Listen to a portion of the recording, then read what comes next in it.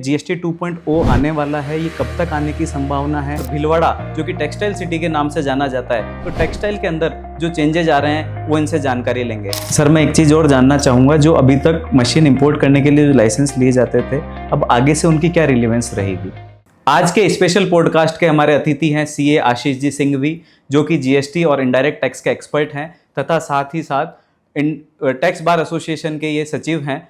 आज हम इनसे जानेंगे जीएसटी 2.0 के बारे में, जो नए रिफॉर्म आ रहे हैं उनके बारे में, तथा प्रधानमंत्री जी ने जो लाल किले से घोषणा करी है कि जीएसटी में क्या चेंजेज आएंगे, और भीलवाड़ा जो कि टेक्सटाइल सिटी के नाम से जाना जाता है, तो टेक्सटाइल के अंदर जो चेंजेज आ रहे हैं वो इनसे जानकारी लेंगे।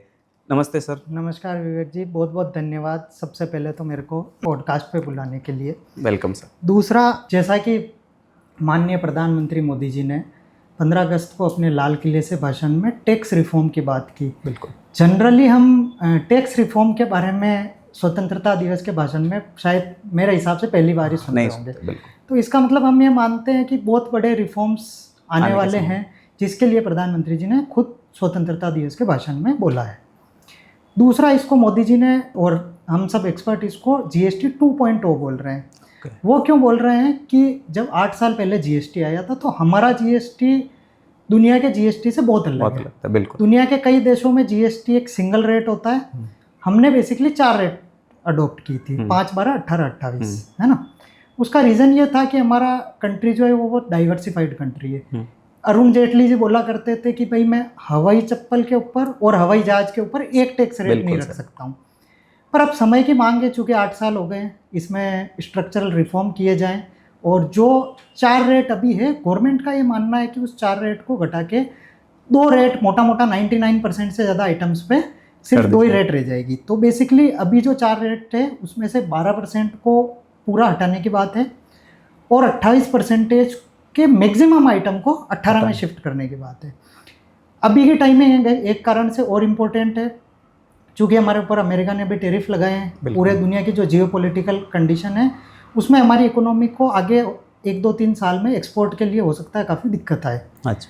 तो उस कारण हमारे पास रास्ता ये है कि हमारे को डोमेस्टिक कंजम्पशन बढ़ाना पड़ेगा। वो बढ़ाने के लिए अगर जीएसटी रेट कम होगी तो उससे लोगों के पास पैसा ज़्यादा आएगा तो हमारी डिमांड क्रिएट होगी इकोनॉमी में, और उसका बाकी सब तरफ इम्पेक्ट आएगा। बिल्कुल। पहला ये तो मोदी जी ने इसीलिए बोला कि भाई मैं दिवाली पे डबल दिवाली दूंगा। तो बेसिक नेसेसिटी की जो ज़रूरतें हैं और एस्पायरेशनल मीडियम क्लास जो है वो जिन वस्तुओं की तरफ जा रहा है, उसमें से 12% वाली कई चीज़ों को 5% करने की बात चल रही है। एक डिस्क्लेमर मैं देना चाहूँगा कि अभी ये ऑफिशियली जब नोटिफिकेशंस आएंगे जीएसटी काउंसिल के बाद, उसके बाद सारी चीज़ें होगी।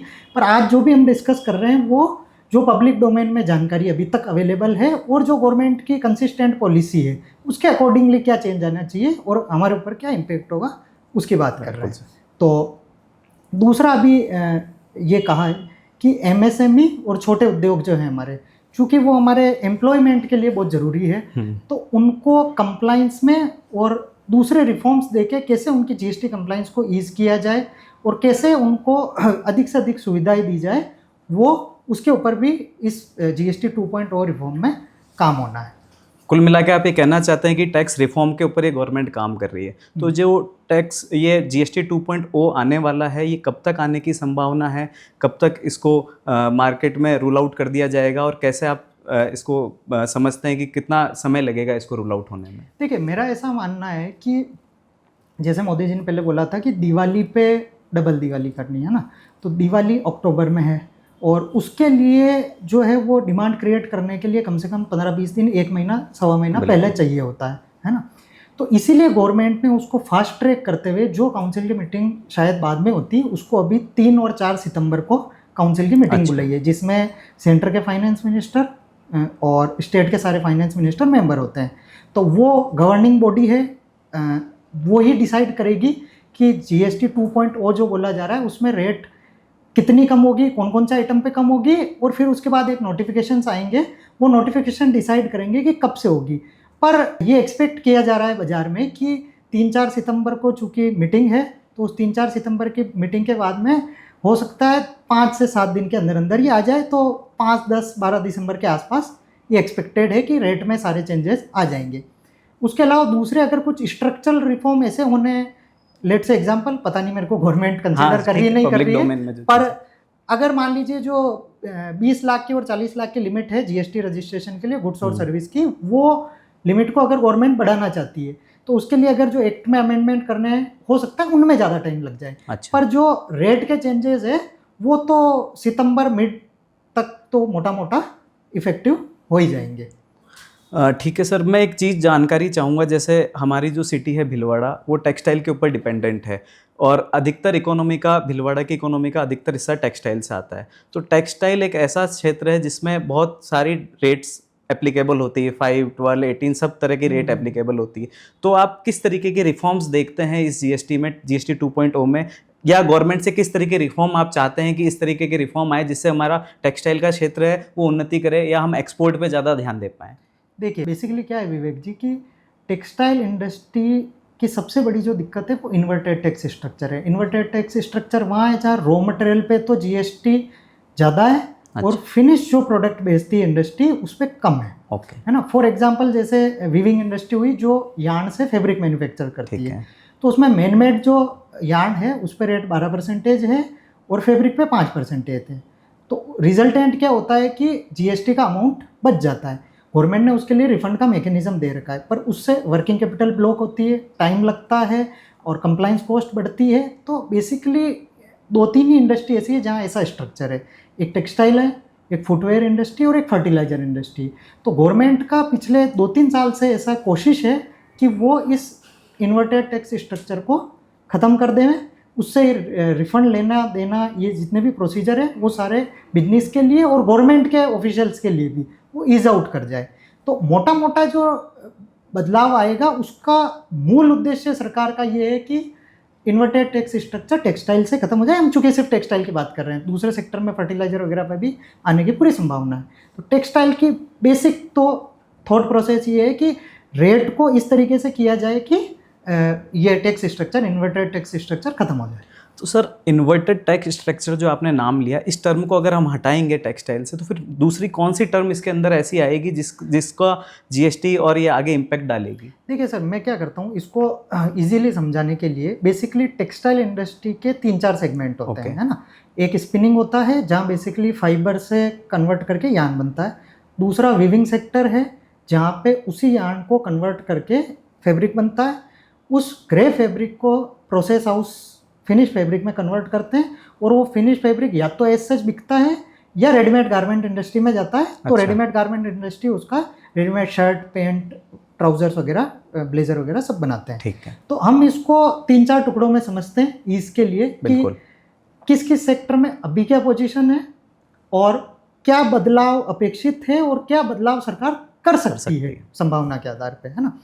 सबसे पहले अगर बात की जाए तो जैसे स्पिनिंग सेक्टर है, तो स्पिनिंग सेक्टर एक अच्छे बड़े अमाउंट के इन्वेस्टमेंट वाली इंडस्ट्री होती है। बिल्कुल सर।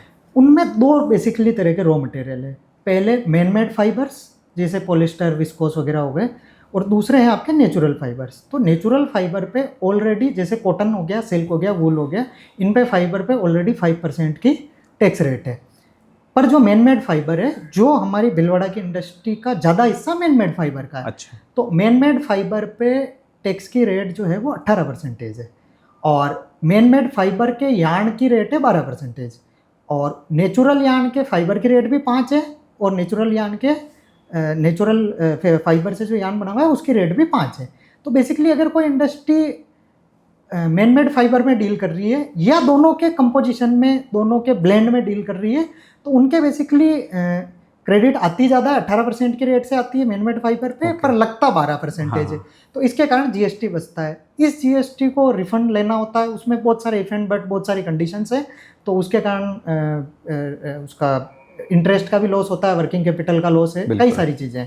तो बेसिकली अभी जो इंडस्ट्री एक्सपेक्ट कर रही है और जो डिमांड कर रही है वो ये है कि सभी तरह के फाइबर को 5% कर दिया जाए। ठीक है। ताकि उससे 2 चीज़ें होगी, एक तो क्लासिफिकेशन की जितनी भी दिक्कतें हैं कि ये डोमिनेटिंग मैनमेड फाइबर वाला यार्न है या नेचुरल फाइबर वाला यार्न है, वो दिक्कत दूर हो जाएगी। दूसरा, 5% हो जाने से फाइबर 5% हो जाएंगे सभी तरह के, और सभी तरह के यार्न भी 5% हो जाएंगे। अभी नेचुरल वाले यार्न जो है वो 5% है, MMF वाले यार्न 12% है। तो ये होने के बाद क्या होगा कि 5% अगर हो गया, आपका रॉ मटेरियल भी 5% में आ रहा है और आपका फिनिश भी 5% है, तो अभी तक जो इंडस्ट्री के रिफंड कई के बनते थे स्पिनिंग में, अब पोजीशन ये आएगी कि आपको हर मंथली कुछ ना कुछ पेएबल आएगा, क्योंकि ऑब्वियस है आप 100 का रॉ मटेरियल लाओगे तो उसमें 30, 40, 50% का वैल्यू एडिशन होगा स्पिनिंग इंडस्ट्री में। तो सिचुएशन ये बदलेगी कि अभी तक जहाँ सबके पास बैलेंसेज है, वो बैलेंसेस की जगह अब हर मंथली पेएबल आने लग जाएगा, है ना। सिमिलरली अगर वीविंग इंडस्ट्री की बात करें तो भिलवाड़ा जैसे वीविंग का एक हब है, बड़ा हब है। तो वीविंग इंडस्ट्री की बात करें तो यहाँ पे मैन मेड फाइबर वाला काम ज़्यादा है।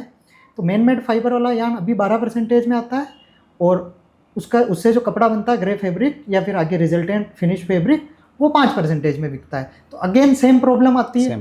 तो उसी को सॉल्व करने के लिए यार्न को भी जो है, मैन मेड फाइबर वाले यार्न को भी 5% हो जाएगा, ऐसा इंडस्ट्री एक्सपेक्ट करके चल रही है। और गवर्नमेंट चूँकि 12% की स्लेब मोटा मोटा ख़त्म ही करने वाली है, तो चूँकि वो ख़त्म करने वाले हैं तो इसके 5% में होने के चांसेस काफ़ी ब्राइट है।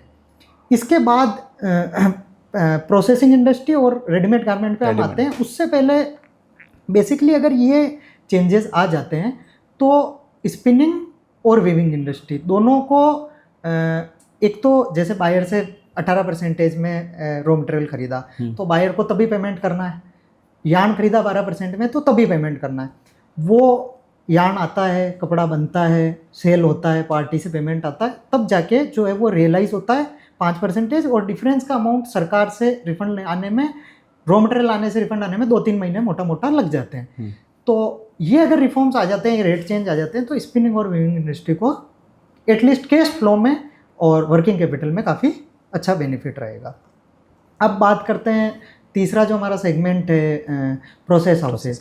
बेसिकली प्रोसेस हाउस कुछ मिलों को छोड़ दो तो independently as a job worker काम करते हैं, कि वो कपड़ा नहीं बनाते हैं, उनके पास में ग्रे फैब्रिक जाता है और ग्रे फैब्रिक को वो प्रोसेस करके, और उसमें बेसिकली डाइज और केमिकल लगते हैं। तो अगर मैं आम जनता की भाषा में कहूँ तो उस पर रंग चढ़ेगा, उस कपड़े को जो स्ट्रेंथ दी जाएगी, कलर पक्का किया जाएगा ताकि बाद में उसकी फिनिश कलर नहीं उड़े। तो अभी क्या होता है, उनके 3 तरह के मेनली रॉ मटेरियल है। कोल लगता है पावर के बॉयलर के लिए, तो कोल पे अभी भी 5% है प्लस कंपनसेशन सेस है। और डाइज और केमिकल लगते हैं, वो डाइज और केमिकल पे 18% रेट है। और उनकी जो सर्विसेज हैं बेसिकली जॉब वर्क की, उस पर 5% GST। अब क्या ये 18% डाइज केमिकल 5 हो पाएंगे, इसको लेके थोड़ी शंका है। अच्छा, इसका शंका का आधार क्या है कि डाइज केमिकल जो है वो बेसिकली सिर्फ टेक्सटाइल इंडस्ट्री में नहीं लगते हैं, डाइज केमिकल बहुत सारी इंडस्ट्री का पार्ट है। अच्छा। तो और इनके जो HSN है वो भी काफ़ी कुछ कॉमन है दूसरी इंडस्ट्री के लिए, 30, 32, 34 इन HSN में आते हैं ये। तो अब इस पे मेरे को शंका है कि क्या गवर्नमेंट इसको 18 से 5 करेगी, क्योंकि ये दूसरी सारी इंडस्ट्री से भी रिलेटेड है, और ये 12 में नहीं है। 12 में होते जब तो काफ़ी अच्छे चांस थे कि 5 हो जाएंगे। तो अगर ये भी 5 हो जाते हैं तो ये बहुत बड़ी रिलीफ होगी। अगर ये 5 नहीं होते हैं तो फिर जो inverted tax structure process houses में अभी तक चलता आ रहा है वो कंटिन्यू रहेगा। पर होप तो है, बाकी देखते हैं क्या होता है, GST काउंसिल क्या करती है। इसके बाद एक सेगमेंट जो अगला होता है, चूँकि अभी यूथ और यंग जो है वो स्टिच फैब्रिक के बजाय धीरे धीरे सभी जो है वो रेडीमेड गारमेंट पे चले गए। तो अभी रेडीमेड गारमेंट का बेसिकली स्ट्रक्चर ये है कि 1000 रुपये वैल्यू तक के जो रेडीमेड गारमेंट है उस पर 5% GST है, और उससे ऊपर पे 12% GST है। अब चूँकि 12% हटने वाला है तो एक संभावना तो ये है कि सरकार सभी तरह के रेडीमेड गारमेंट को 5% कर देवे, या एक दूसरी संभावना बनती है कि सरकार कुछ आइटम को 18 में ले जाए पर इसकी वैल्यू 1000 के बजाय 2000, 3000, 5000 कर दे। तो हम तो ये एक्सपेक्ट करते हैं कि एटलीस्ट 4-5 हज़ार रुपये तक के रेडीमेड गारमेंट को तो 5% में ही रखना चाहिए। तो बेसिकली उनके रेट घटने की संभावना तो कम है, पर जो 12% वाले 1000 वैल्यू से ऊपर होते हैं उस पर कुछ ना कुछ रिलीफ हम एक्सपेक्ट करके चल रहे हैं। तो ये मोटा मोटा एक ये चलता है। इसके अलावा पिछले कुछ सालों में एक इनोवेशन हुआ है कि जो हमारा पॉलिस्टर फाइबर होता है वो वर्जिन पॉलिस्टर फाइबर होता है, वो तो क्रूड ऑयल से बनता है, लेकिन हमारी जो पेट बोटल्स होती है, जो ड्रिंकिंग वाटर की बोटल्स वगैरह होती है, तो इस बोतल को रिसाइकल करके भी पॉलिस्टर फाइबर बनाया जा सकता है, जिसको रिसाइकल्ड फाइबर बोलते हैं। तो अभी चूंकि पेट बोटल्स पे 18% जीएसटी है, और अगर फाइबर पे, पॉलिस्टर फाइबर पे 5% होगा तो रिसाइकल्ड फाइबर पे भी 5% ही होगा। दोनों का HSN सेम है, क्लासिफिकेशन सेम है। तो हमारी ये एक्सपेक्टेशन भी है कि पेट बोतल की रेट पे 5% कर दे, नहीं तो जो ग्रीन इनिशिएटिव है और जो रिसाइकलिंग को बढ़ावा देना, उस पर कहीं ना कहीं थोड़ा असर आएगा। बिल्कुल। तो ये पूरा एक टेक्सटाइल का सेगमेंट होता है। अच्छा, जैसा कि सर आपने अभी तक बताया, अगर मान लीजिए इन्वर्टेड टैक्स सिस्टम हट जाता है इससे और जीएसटी पेबल आ जाता है, तो कोई क्विक ऐसा फॉर्मूला आपने बनाया है या ऐसा है जिससे हम इसको आसानी से कैलकुलेट कर सकें, या जीएसटी पेबल कैसे कैलकुलेट कर पाएंगे? देखिए, मोटा मोटा तौर पे क्या है, वैसे तो ये कॉम्प्लेक्स सिचुएशन होती है क्योंकि इसके बहुत सारे फैक्टर है ना। पर एक क्विक तरीका ये होता है, हम ये मानते हुए साथ में अजम्पशन में कि सारी पूरी चेन पे 5% हो जाएगा। तो हमको बेसिकली क्या करना है कि वैल्यू एडिशन कितना किया उसका अमाउंट 5% निकालना, वही हमारा मोटा मोटा तौर पे जीएसटी पेएबल होगा। उसका एक बहुत सिंपल तरीका है कि आपकी नॉन जीएसटी वाली कॉस्ट जितनी भी है, जैसे सबसे बड़ी उसमें एक पावर कॉस्ट होती है। अच्छा। उसके बाद में आपकी लेबर एंड स्टाफ कॉस्ट होती है, डिप्रिसिएशन है, और भी मिसलेनियस तरीके के खर्चे हो सकते हैं। इन सबको आपको सम करना है। ओके। और चूंकि स्टोर स्पेयर जितने लगते हैं, कंज्यूमेबल आइटम स्टोर स्पेयर, उस पर संभावना है कि उसकी जीएसटी रेट कम नहीं होगी। ओके। तो इस सम जो किया था हमने नॉन जीएसटी वाली कॉस्ट, उसमें से इस अमाउंट को घटा लेना है, क्योंकि उस पर 18 रहेगा तो डबल इफेक्ट है, तो एक बार हम घटा रहे हैं। ये जो अमाउंट आया है, और प्लस आपको एक करना है जो आपका प्रॉफिट बिफोर टैक्स था, ये अमाउंट जितना आया है पूरे साल का, उसमें अगर आप डिवाइड बाई इसको 5% करके जो अमाउंट आएगा उसको डिवाइड बाई 12 कर दोगे, तो आपका मोटा मोटा मंथली कितना पेएबल आने लग जाएगा इसके बाद में, वो आपका कैलकुलेट हो जाएगा। अच्छा, तो हम इस फॉर्मूले से जीएसटी पेबल निकाल सकते हैं, मोटा मोटी जैसे निकाल फॉर सकते हैं। एग्जांपल मैं बोलता हूँ कि अगर मेरा पिछले साल 5 करोड़ का पावर एक्सपेंस है, 5 करोड़ की मेरी अगर लेबर एंड स्टाफ की कॉस्ट है 10 करोड़ रुपए, और 4 करोड़ में मेरा डिप्रिसिएशन है 14 करोड़ हो गया, और मान लीजिए लेट से एग्जांपल मेरा 1 करोड़ रुपया प्रॉफिट बिफोर टैक्स है, तो 15 करोड़ रुपए मेरे हो गया। तो 15 करोड़ का और मैं इसमें से मान लो 1 करोड़ रुपए मेरा स्टोर एंड स्पेयर का खर्चा मैंने घटा दिया, तो 14 करोड़ रुपए हो गया। इसका मैं 5% निकाल दूंगा तो 70 लाख रुपए होता है। तो 70 लाख पूरे साल का है, तो रफली स्पीकिंग 5-6 लाख रुपए मेरा मंथली जीएसटी पेएबल आने लग जाएगा। अच्छा, समझ।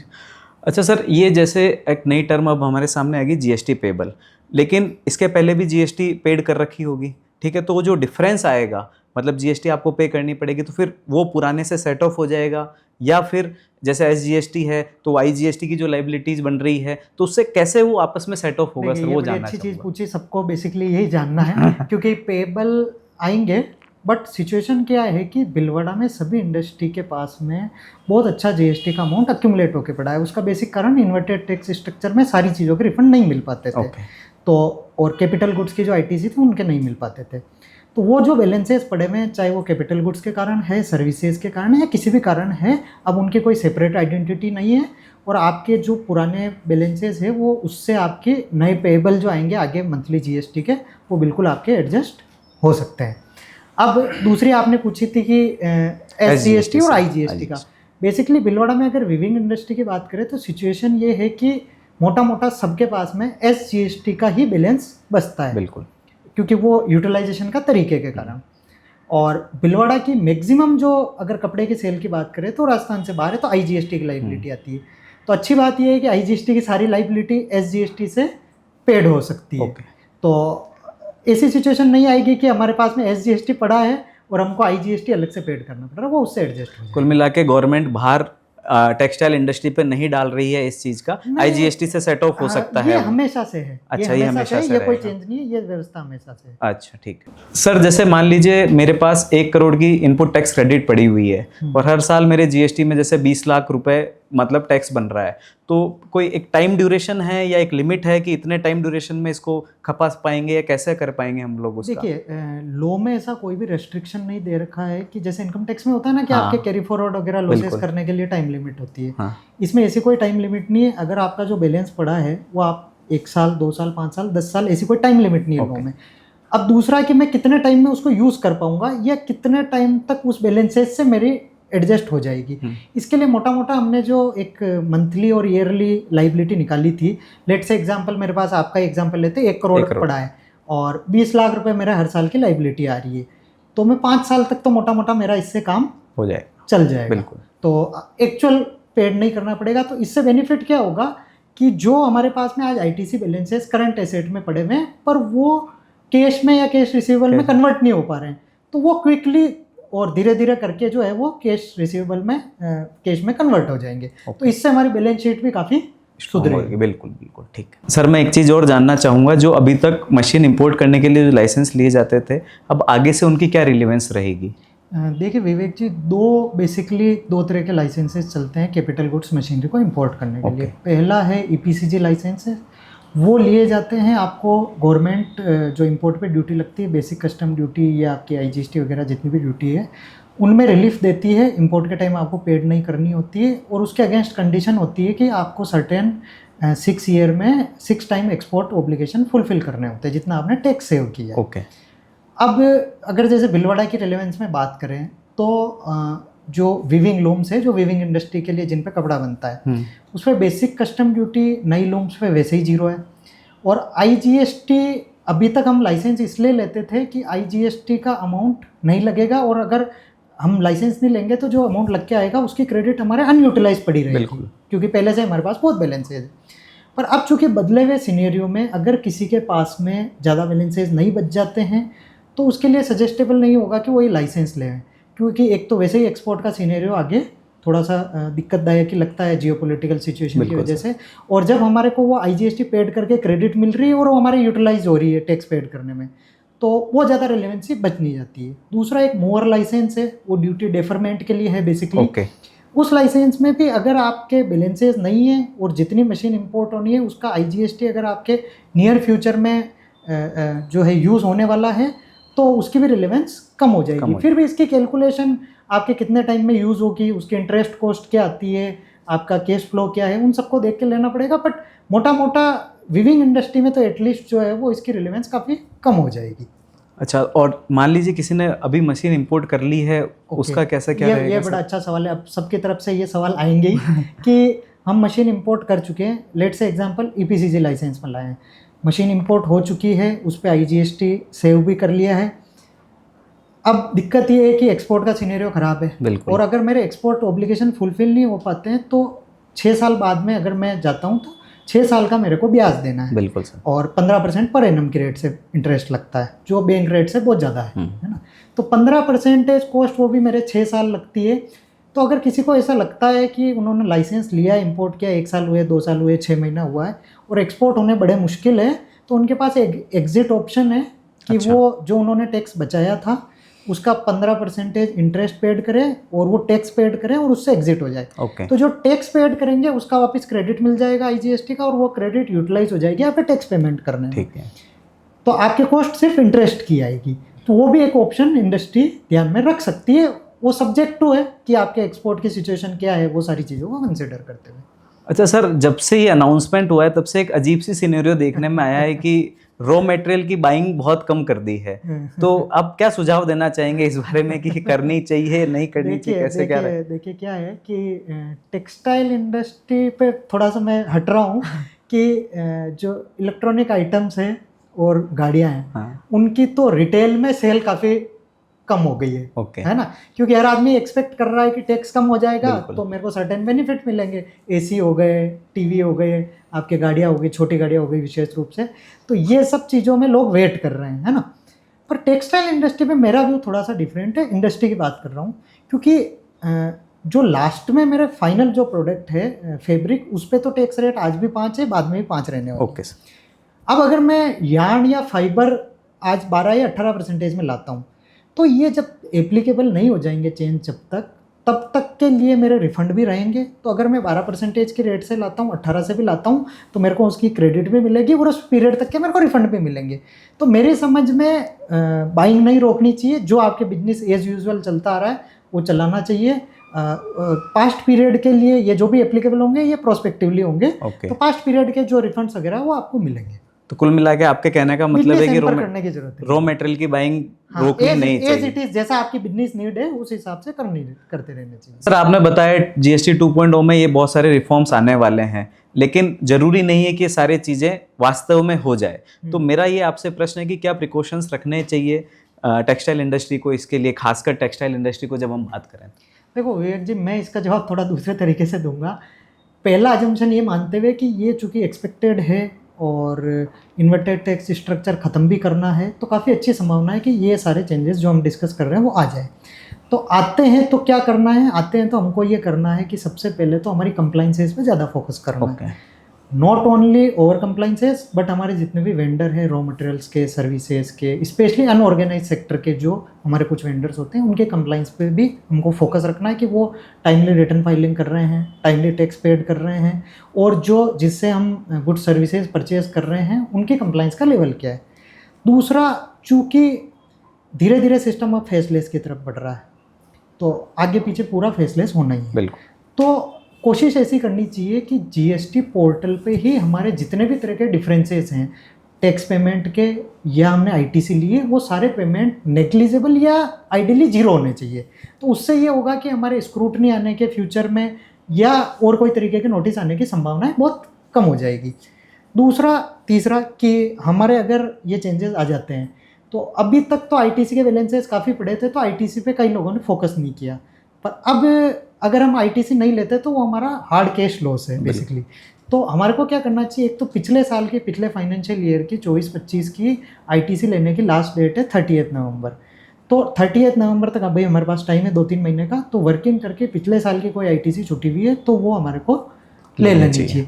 दूसरा, आपका सवाल जो था कि हम ये एक्सपेक्टेड कर रहे हैं पर नहीं आते हैं, तो हमको क्या करना है। देखो, नहीं आते हैं तो जैसे वैसा आज तक चल रहा है, हमारे को कंप्लाइंसेस पे तो तब भी फोकस करना है, पर ऐसा नहीं होगा कि कुछ चेंज नहीं आए। हो सकता है हम 10 चेंज डिस्कस कर रहे हैं, 5 चेंज डिस्कस कर रहे हैं, तो कुछ आए कुछ नहीं आए, तो उसी के लिए हम फिर इसका सेकंड एपिसोड भी करेंगे इस पॉडकास्ट सीरीज का आपके साथ में, कि क्या चेंजेस एक्चुअल में आए हैं और हम जो सोच रहे हैं हो सकता है उसके एक्स्ट्रा भी बियॉन्ड भी कुछ चेंजेस आएंगे। आज हमने चर्चा करी है सीए आशीष जी सिंघवी के साथ टेक्सटाइल क्षेत्र में जो जीएसटी 2.0 में परिवर्तन आ सकते हैं। अगले वीडियो में हम समीक्षात्मक चर्चा करेंगे जो इन्होंने इस बार बताया है, आखिरकार उसमें क्या चेंजेस आए हैं और क्या हमने उम्मीद करी थी और आखिरकार क्या चेंजेस आए हैं। तो बहुत बहुत धन्यवाद सर आपका ये वीडियो करने के लिए। धन्यवाद विवेक जी, आमंत्रित करने के लिए और इतनी अच्छी तरीके से सवाल पूछने के लिए। बहुत बहुत धन्यवाद सर।